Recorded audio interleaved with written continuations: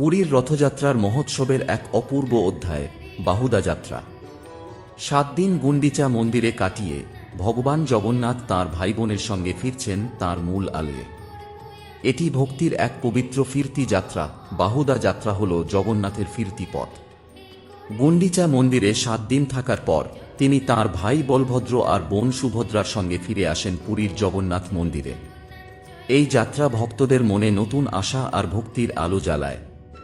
3টি রথ, নন্দীঘোষ, তলধ্বজ আর দর্পদলন ভক্তদের হাতে টানা হয় মূল মন্দিরের দিকে।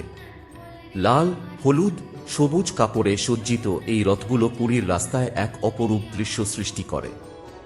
ভক্তরা রথ টেনে জগন্নাথের সেবায় নিজেদের নিয়োজিত করেন। বাহুদা যাত্রাতেও পুরীর রাজা ছেঁড়া পাহারা করে রথের পথ পরিষ্কার করেন, ভক্তি ও নম্রতার এক অপূর্ব প্রতীক। লাখো ভক্তের জয় জগন্নাথ ধ্বনিতে পুরী মুখরিত হয়ে ওঠে। বাহুদা যাত্রা জগন্নাথের ফিরতি পথের উৎসব, যা আমাদের মনে করায় তিনি সবসময় আমাদের কাছে ফিরে আসেন। এই ভক্তির জোয়ারে ডুবে যান আর জগন্নাথের আশীর্বাদ লাভ করুন। জয় জগন্নাথ, জয় জগন্নাথ।